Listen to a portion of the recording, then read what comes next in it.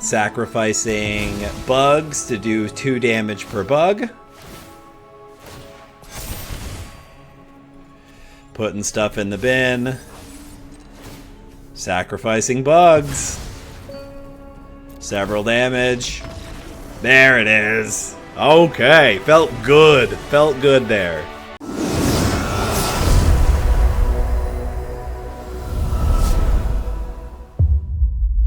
Welcome, friends and opponents, to Head Games Arena. My name is Jet, and today we are back in Standard with a new list from The Hobbit, and by that, of course, I mean we are playing Orzhov Sackville, built around the Sackville-Bagginses. This is a 2-mana 2/2. When it enters, you may sacrifice another creature or artifact. If you do, make a treasure. Then it also reads, whenever you sacrifice a token, target opponent loses 1 life. So this ends up being a pretty traditional Aristocrats piece because it allows us to sacrifice and gives us an additional way to do damage. In a 1v1 format, getting to 20 when you're getting there 2 at a time is much easier, and this also triggers on things like treasure tokens, which the deck does not have an enormous amount of, but the Sackville-Bagginses is generating treasures, so you know you're going to get a little bit of extra damage there.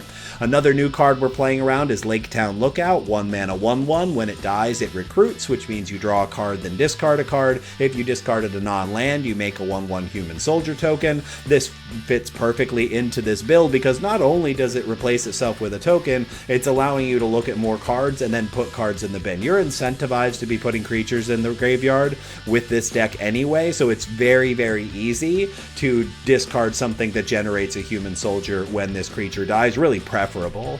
And then one final new card that we're messing around with a little bit, and this is Gollum the Abandoned. I only have 1 copy in here. I'm interested to see if this card makes this list a little bit more competitive on the ladder, because when it enters, it exiles up to 1 target card from an opponent's graveyard, and then each opponent loses 2 life. So this is kind of a sneaky way to get that last 2 damage in that you need, but also to keep graveyard decks in check. There's only 1 copy in here, so I'm not certain that it's great, but I'm very curious to play around with this card some more to see if it's going to be useful for the meta moving forward.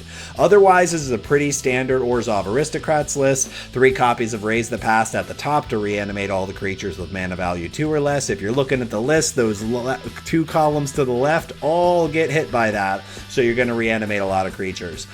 2 copies of Emptiness as a way to reanimate creatures from your yard, or possibly remove your opponent's creatures if you need to. In the 3-drop spot, 2 copies of Sephiroth, 2 copies of Enduring Innocence as card draw engines to keep us in the game. But otherwise, very standard Orzhov Aristocrats pieces that we've seen in the last couple of seasons. Infestation Sage makes a token that replaces it. Gorehound surveils whenever a small creature enters, so it's putting creatures into your graveyard for reanimation later. Voice of Victory, just an absolute all-star in this list because it stops your opponents from casting spells on your turn. So if you have the line where you can kind of get the damage through, it's much harder for your opponent to interact with what you're doing if they can't cast spells on your turn. 3 copies of our namesake card, the Sackville-Bagginses, 3 Umbral Collar Zealots as a sacrifice outlet, in addition to 1 copy of Bartolome del Presidio, just an infinitely repeatable sacrifice outlet.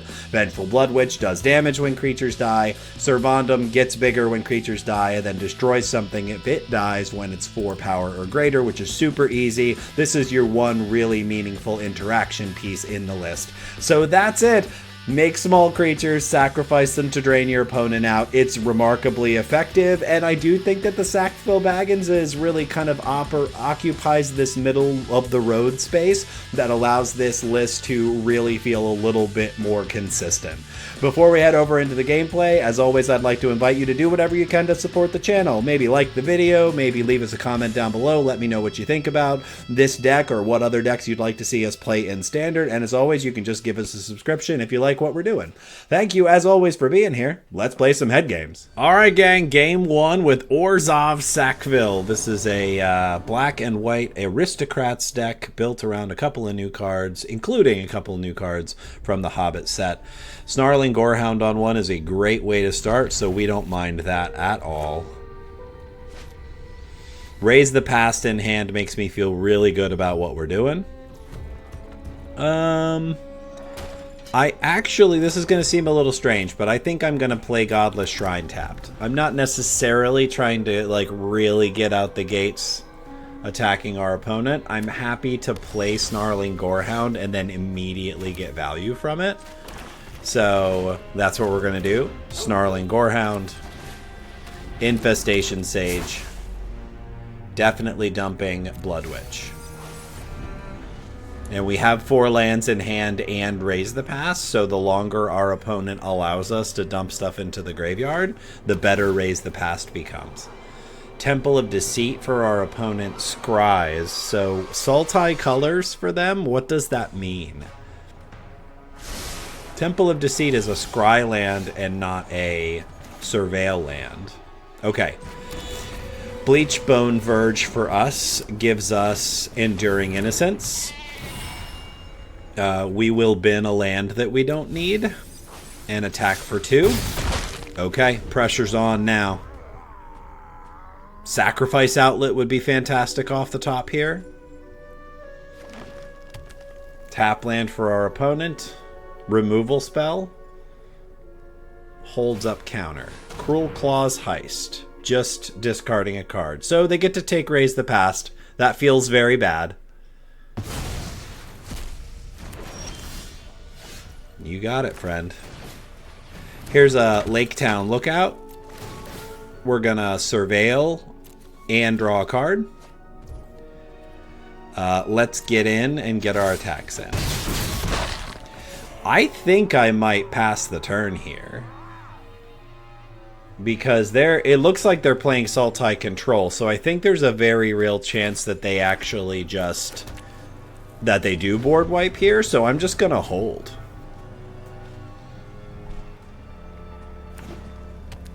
They do have the mana for a board wipe. See, I thought about putting Bilbo's Gambit in here to stop board wipes, and I'm still very much feeling like I should do that. Okay. So, yeah. Enduring Innocence comes back first. Sees the Sage. Sees the Lookout. Let's toss this other Sage and get a creature. Okay. First, we get in for 2. Then we're going to play Snarling Gorehound. Draw our card. Get our land for turn down.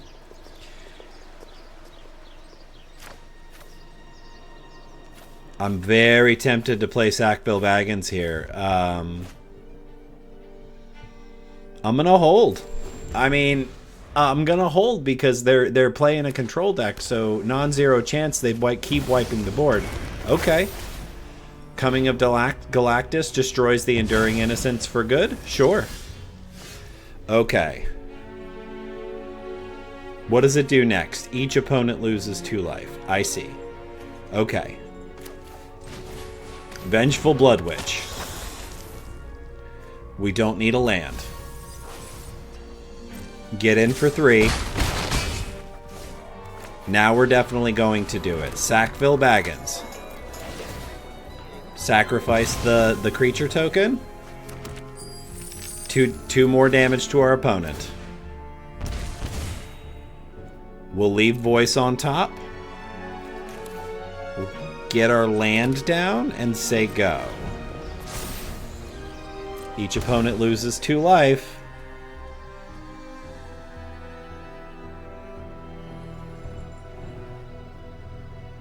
I mean, if they wipe the board now, unless it's exile based, I think they just lose. Each creature loses each ability. Of course they have the perfect board wipe here. That's a little brutal. That's a little brutal.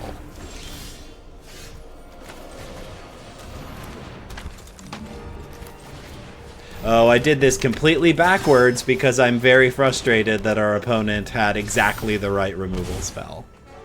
Very annoying that they had exactly the right removal spell. Did it not matter? Or do you have a 3rd board wipe? Summon Fenrir for our opponent.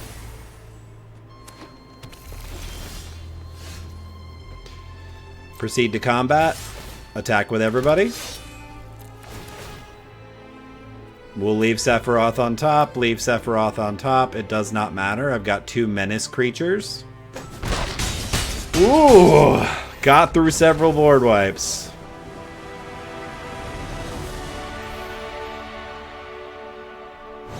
Okay. On to game 2 with Orzhov Sackville. We're here to sacrifice stuff, and that is what we're going to do. Currently 1-0.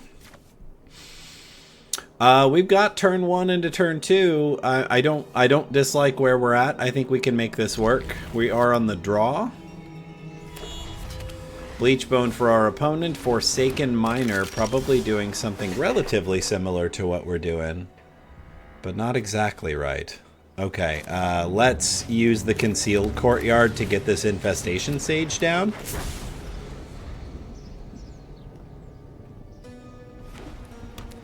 Black-white for our opponent, probably just Orzhov Skeletons. Yeah, removal feels bad against Infestation Sage. Origin of Spider-Man. Okay, so it's black-white. Yeah, we'll take the 2 for now. So it's actually black-white. Oh, this is interesting now. Alright, Godless Shrine will pay 2. They're playing probably black-white auras, black-white enchantments, or just black-white enchantments that make creatures. We've seen a couple of versions of this. Okay, Sackville-Bagginses.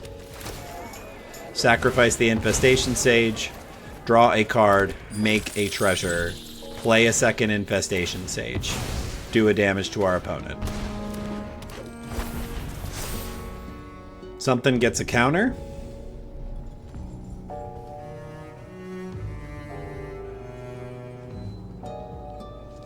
Sure. Forsaken Miner becomes a 3/3. Hopefully we get our 3rd land next turn, because otherwise we're gonna feel very far behind. Corpses of the Lost for our opponent makes a 3/2 skeleton. Sure. So we're gonna block the spider, and we're gonna block the 3/2 skeleton, and we'll take. Actually, let's block everything. Let's do it. Let's block everything. No damage for us this turn. Okay. Don't love that. Don't love that at all. So I think the move here, gonna attack with the bug, and then I'm going to reanimate Sackville-Bagginses, which can sacrifice Emptiness. Oh, what a fantastic interaction. I had no idea. Okay. I think the move here is Umbral Collar Zealot. We'll do a damage with the token sacrifice, because we are really looking for a 4th land here for Raise the Past. Okay, big double strike turn for our opponent's Forsaken Miner. I should not have attacked with the bug, because I did not realize that Wistfulness was going to allow me to... I didn't realize Wistfulness was going to allow me... Not Wistfulness, Emptiness was going to allow me to bring back Sackville-Bagginses and not have to sacrifice a creature. Very cool interaction. Ethereal Armor on their token creature makes it a 6/4 with first strike. You got it. So we're going to put Sackville-Bagginses in front of the double striker, and we will take 6. We're going to use Umbral Collar Zealot to sacrifice Sackville-Bagginses. We will leave a swamp on top. I'll take 6. We'll go to our turn. Corpses of the Lost goes back to their hand. My turn. We will play our 4th land. So, here's the question. Can I get away with playing a couple of creatures that now, instead of Raising the Past? I think the answer is yes. I think that I can get away with playing Vengeful Blood Witch and Servandum. And now it's a question of... I think I'm going to attack with the Umbral Collar Zealot because there's no world in which I block with it.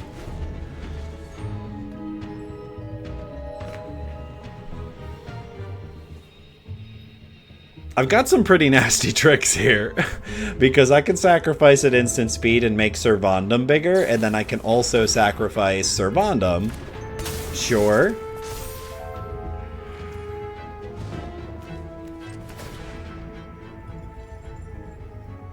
Okay. Yep.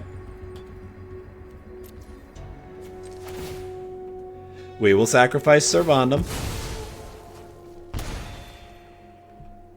We do not need a land. They're going to get in again. We will block both. Oh, we'll block this guy.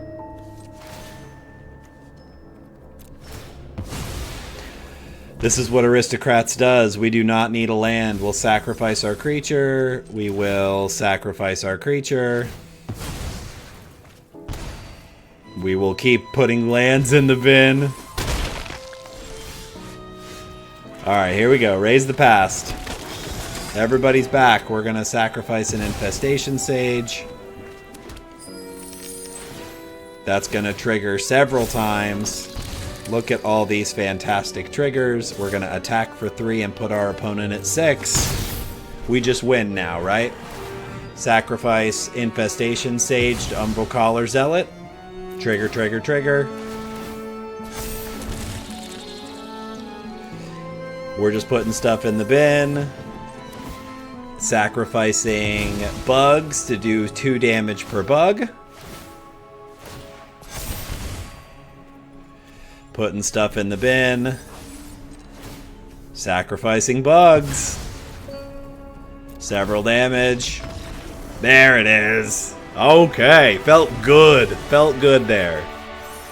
On to game 3 with Orzhov Sackville. You know what we're here to do, and it is get 1 land hands. We're playing Orzhov Aristocrats, Black-White Aristocrats, featuring the Sackville-Bagginses, but not with this hand, we're not. This feels just as bad. I don't really feel like we can do anything. I mean, I'm not going to go to 5 here. We'll keep this hand, and I will ship one of these Enduring Innocences, and we'll see what happens. Conceal Courtyard, Whiplash enters tapped. Honestly, drawing Infestation Sage was a pretty huge win here. Albert Steiner means we are playing against equipment. I'm going to take the 2 because I think the block later is more valuable. Okay, we will play Plains second.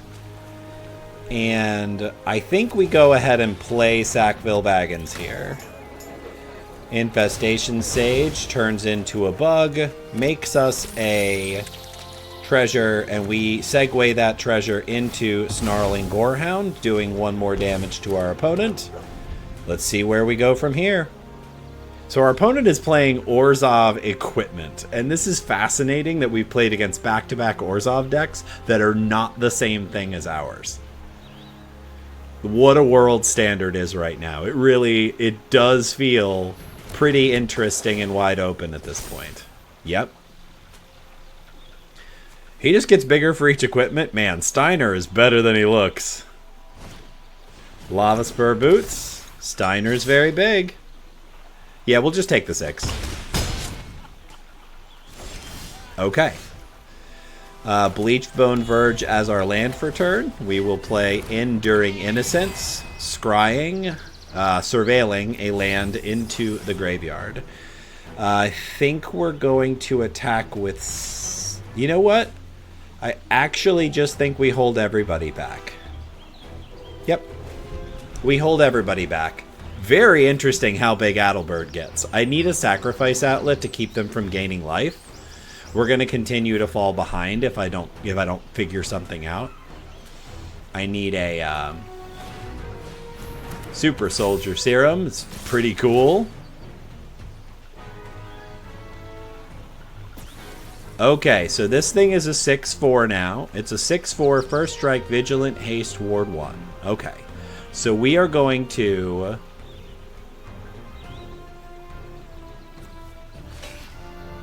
block here and double block here. So this will kill Steiner. Whiplash is still a problem. This is fine. Whiplash takes out the Sackville-Bagginses. Token dies. Enduring Innocence comes back as a creature. Okay. Godless Shrine. Pay 2 life.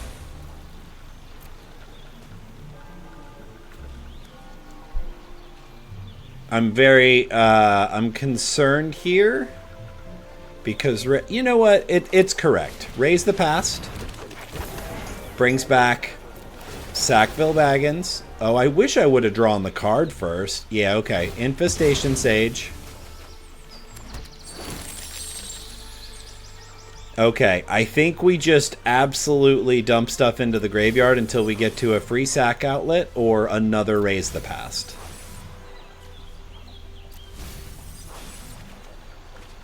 Okay, now we're going to play Laketown Lookout.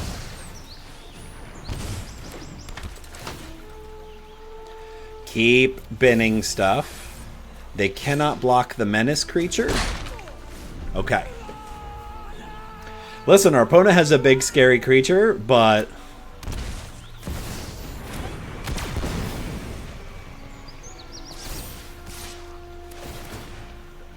okay. Do they actually just win here?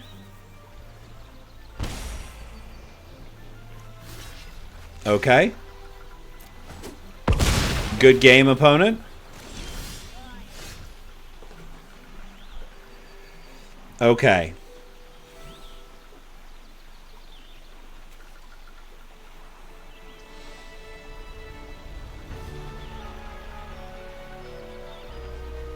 Okay, I do have a swamp in play now, so I do actually get to Dalcoven encampment. If I play Laketown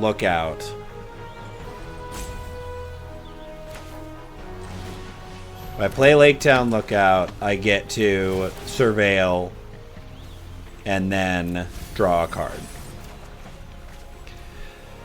Not great. Okay, so here's Dalcoven encampment. Let's Snarling Gorehound. Surveil again. Sephiroth. Sacrifices Laketown Lookout. So many triggers. I can't keep up with talking about them. Nice.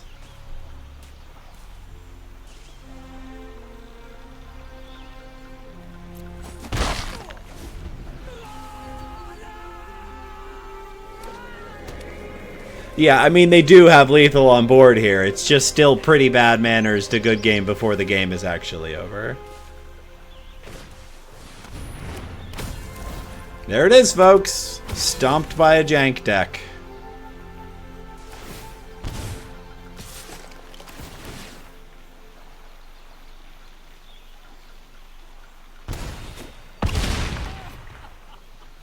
At least it was interesting to watch.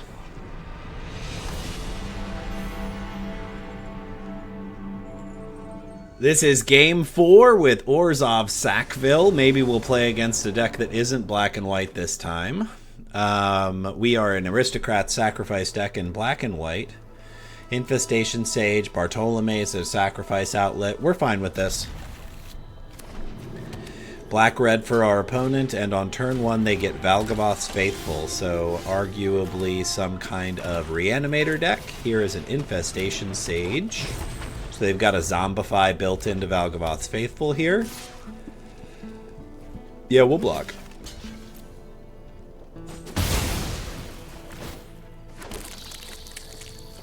I'm not sure why they attacked. Bitter Triumph puts a Trumpeting Carnosaur in the yard? Sure. We will play a Bleach Bone Verge and play Servandum Sunstar Exemplar.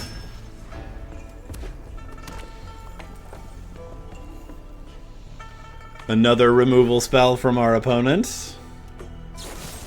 Bitter Triumph, not pitching a card this time. Okay, another Bleach Bone Verge for us. We will play Infestation Sage and Umbral Collar Zealot.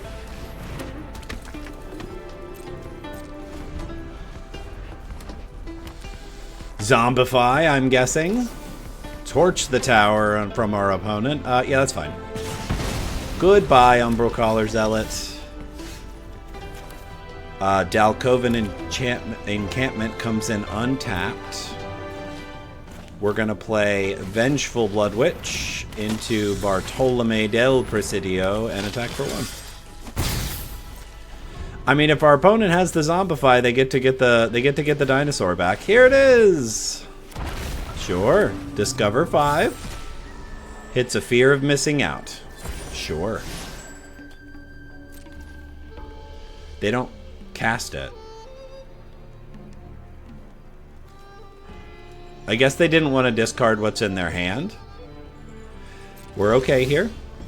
Now that's interesting. Okay. So we're going to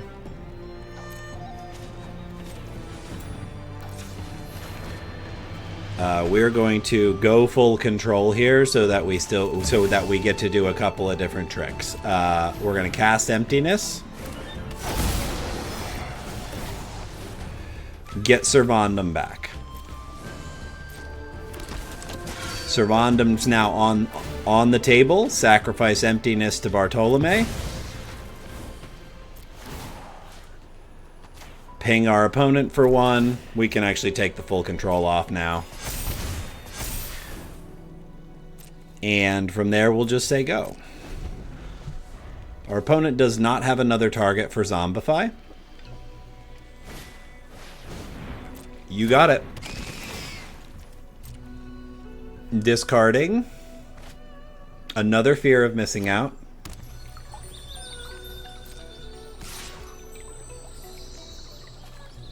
I guess I have to do this now.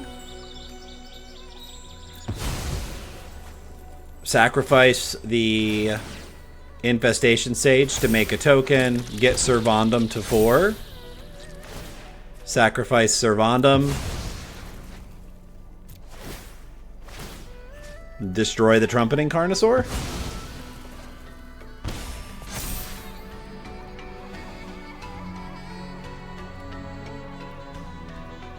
And from there, our opponent doesn't want to mess around anymore. I'll take it. On to Game 5. Orzhov, Sackville, currently 3-1. We don't have a turn 1 play, which means our mana's fine. We get to Voice of Victory on 2, and maybe Sephiroth on 3. This is not a bad hand. Actually, having Emptiness in hand means we also have interaction if we possibly want it. So to reveal the least amount of information, I'm going to play the Swamp on turn 1. Swamp from our opponent, and a peek at our hand takes our Raise the Past and makes us very sad. Bleach Bone Verge for us and Voice of Victory means they have to burn a premium removal spell on Voice. Oh, Requiting Hex kills Voice. That's not bad at all. Shadowy Backstreet puts Lake Town Lookout in the bin. We'll play Vengeful Blood Witch. Removal spell for that as well. Second Requiting Hex does you damage this time. 3 1-mana spells in our opponent's opening hand. And do they now have the enchantment?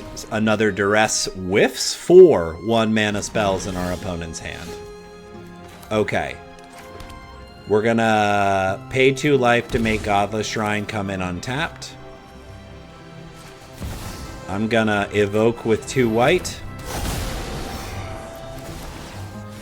And I'm gonna evoke Voice of Victory back into play. And from there we pass the turn.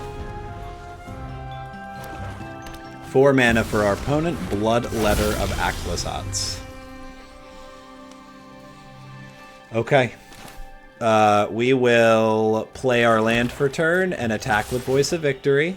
Let's see if our opponent is foolish enough to block. I love that. We will evoke Emptiness and remove the Bloodletter.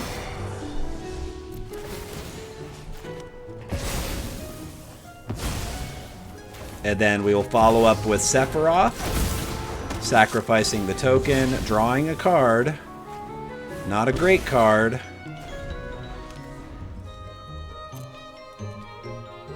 Tough that we got both Emptinesses. What else does our opponent get? Another removal spell for Sephiroth. You got it. And finally, Ozai's Cruelty. Discarding our last card. Shadowy Backstreet for us is going to put a land in the bin. We'll get in for 3. Look at this game of attrition. Nobody has cards in hand. We are fully playing off the top deck. Sunset Saboteur for our opponent. We'll draw a land, and we'll pass the turn. Land for our opponent. Activate Soulstone Sanctuary. No attacks, or no blocks for us. Let's draw a non-land. Raise the Past is the absolute money, although it doesn't really do a whole heck of a lot for us right now. I should have attacked first. Alright, no attacks. It's a little funny. What do you got? Ripping that Raise the Past might have been a little impetuous. Okay. Who gets the counter? Voice of Victory gets the counter. Sure. Yeah, we'll double block here.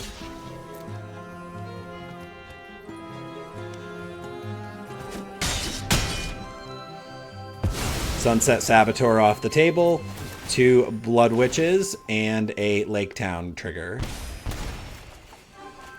Pitch. Make a token. Okay.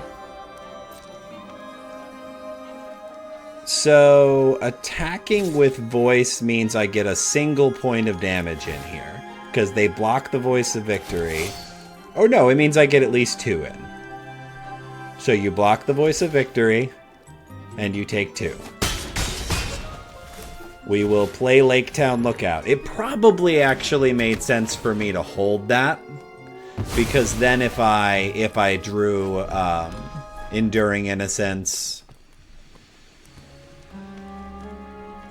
I think that the general power level of what they might draw is probably better, but they were not drawing well either. We won the game of attrition. This is game 6, currently 4-1 with Orzhov Sackville. Ooh, we got our 1 copy of Golem. Let's play against a graveyard deck and see if this is worth it at all. Yeah, we can definitely keep this. I actually like this hand quite a lot.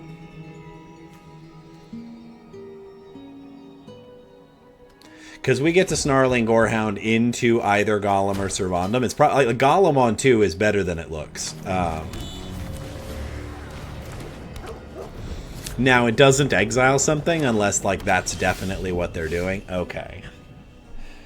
So, now I think I might play Servandum. They don't seem to have any stick. Okay, Sackville-Bagginses is on top for sure. Get our damage in. Demon Wall for our opponent.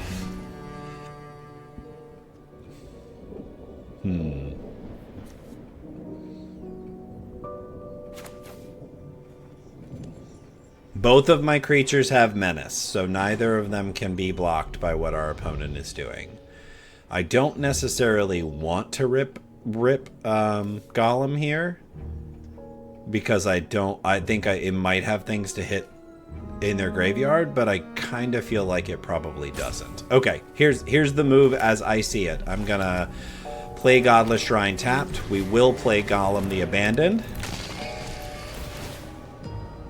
No, we won Infestation Sage, and we'll get in for 3. So our opponent's going to play the enchantment now, right? Or they're going to take out Servandum, which is definitely a worthwhile. Unstoppable slasher for our opponent is quite good.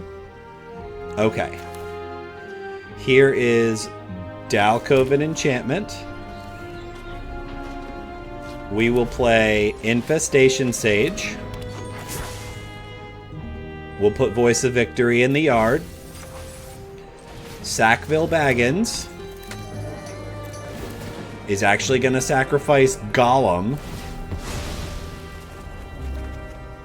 We got another voice off the top.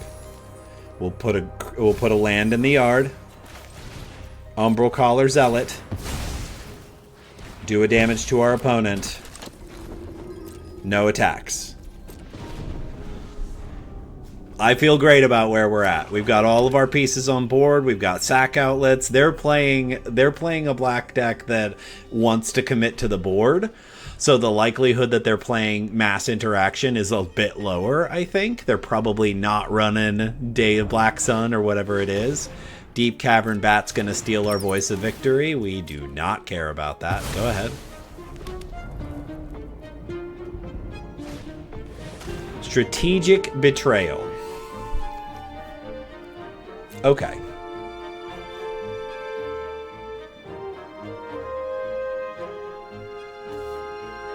I am going to sacrifice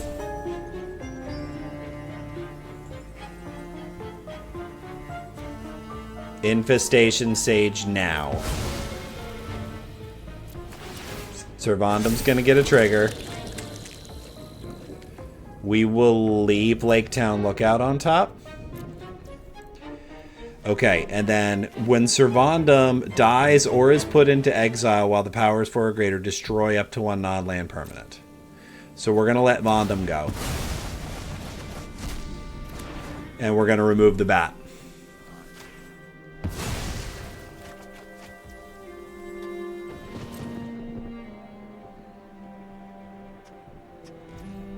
Yeah, I don't think they can afford to attack. They probably could have. They could have attacked with Slasher there, and it probably wouldn't have been that bad of a deal for them.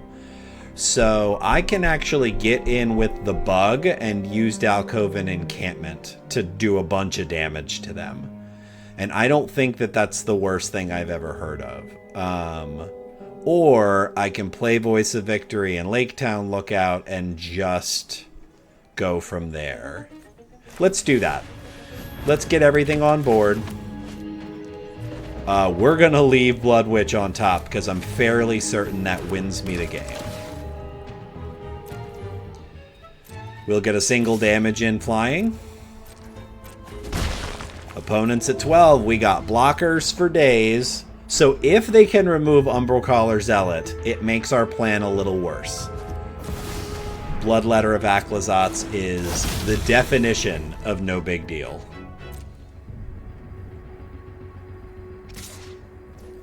So who do I block with?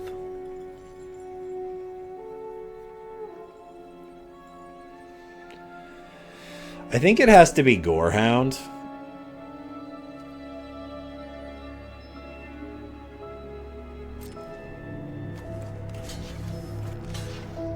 Yeah, I think it has to be Gorehound.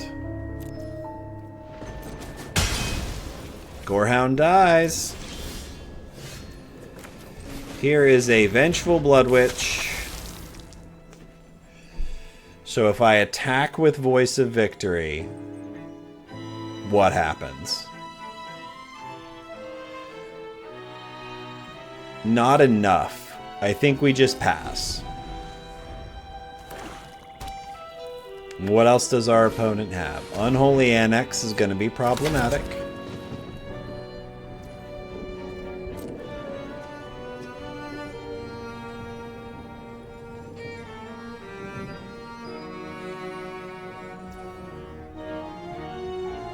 Yeah, we'll go to the end step. Opponent's going to gain 2 and we're going to lose 4. We'll sacrifice Lake Town Lookout.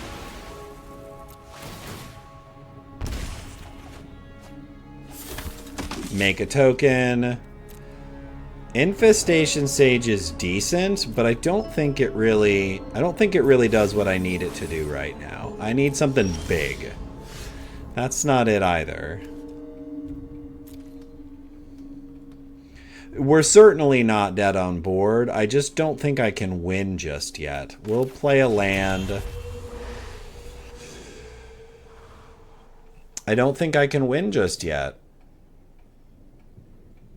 If I attack with Voice of Victory, it generates... If I activate Dalkovan Enchantment and attack with Voice of Victory, I get 4 tokens. Yeah, I can win.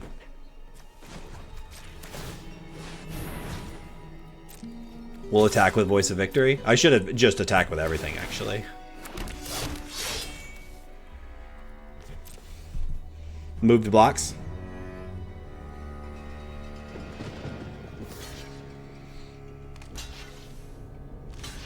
Yep.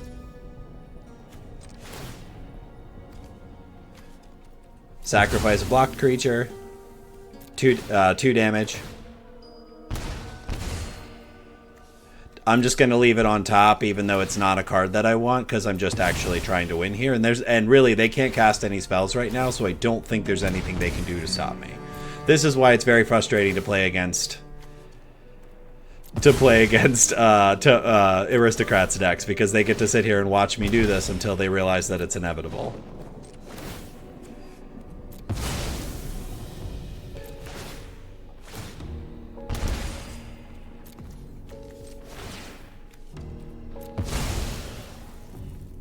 Two more.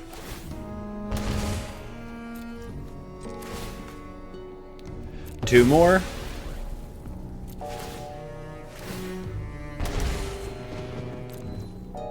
Voice of Victory dies. Vengeful Blood Witch. That's it.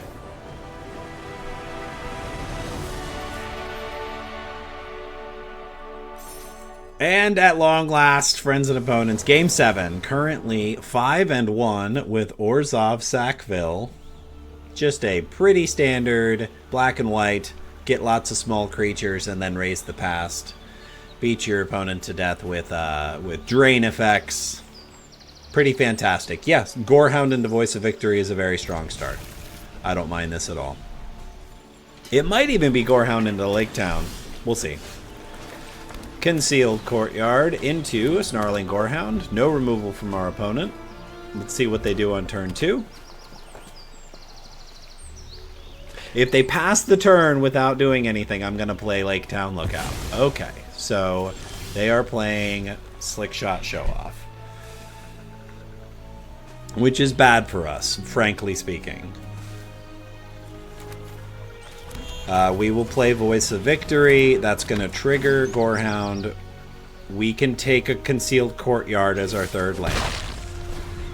This is going to be a tough race. They're on the play. Wizard Staff for our opponent. That makes me feel a little bit better. Here's Concealed Courtyard and Enduring Innocence. Trigger Gorehound. Blood Witch goes in the yard. Lots of triggers here. Surveil. Land goes in the yard. Voice of Victory goes in the yard. We'll draw a land. 4 damage for our opponent.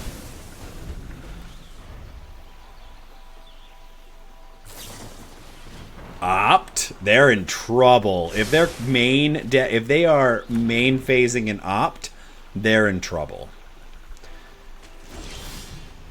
Oh goodness. You know, RNG's this has not been kind to us lately, but it just really gave us a fabulous out here. Lake Town Lookout for us. Trigger Gorehound. We'll put the land in the bin. We'll draw a card. We will play Sephiroth the Fabled Soldier. That's going to sacrifice that Lake Town Lookout. It's going to trigger Sephiroth. And it's going to dump this other Lake Town Lookout into the bin. We'll leave Enduring Innocence on top. We'll get in for a lot of damage. We're just going to keep leaving that on top. Okay, 2 more mobilized triggers puts our opponent at 6. Can they do 25 damage in a single turn? If they can, hats off. Wizard Staff.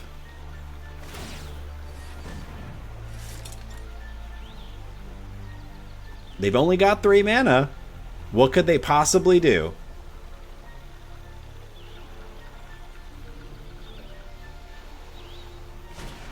Sleight of hand, double trigger show off.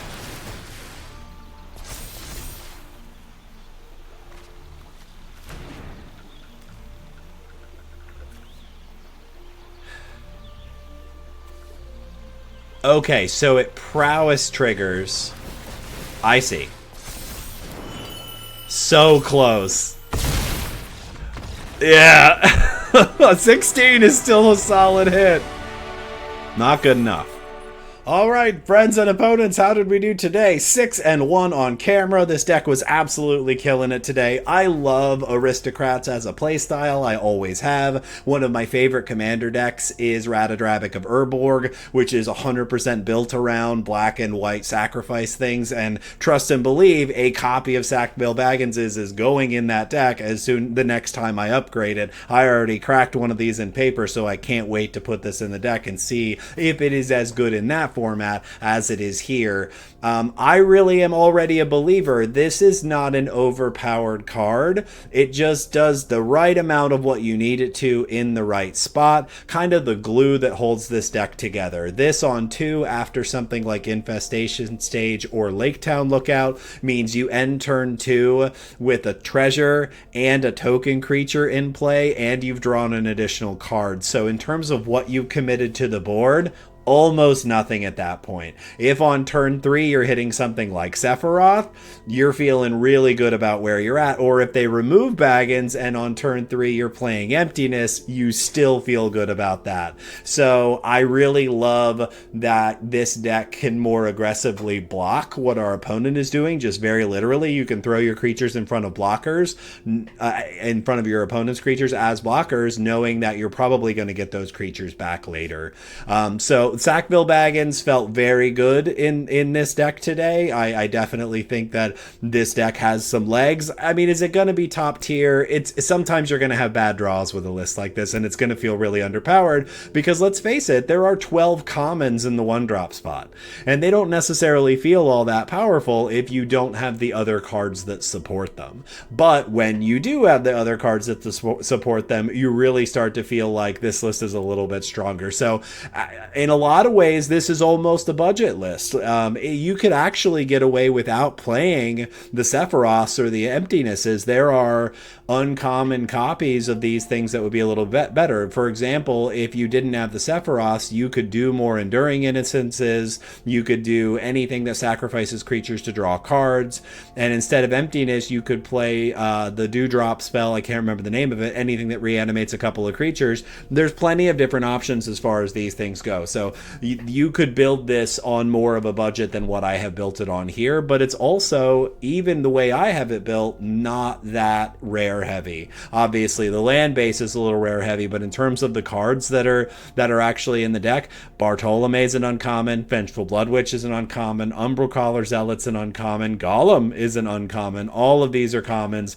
This is actually kind of a budget option for trying to climb the ladder, and I like this playstyle a lot. If you're not here to sacrifice creatures, I can understand not liking it, but for me, it's a lot of fun. So thumbs up, thumbs down. This deck gets a thumbs up for me. I really enjoyed playing it, probably because I like this playstyle to begin with, and I'm just a really big fan of the Sackville-Bagginses. They're already making a splash, and I'm happy to see it.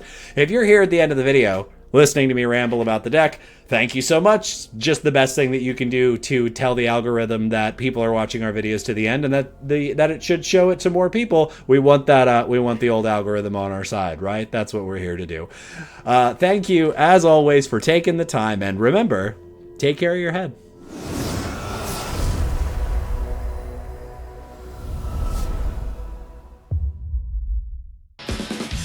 Hey gang, thanks so much for tunneling in. Click that subscribe button to support the channel and check out our last standard video featuring a magnificent Boros dragon list led by Smaug.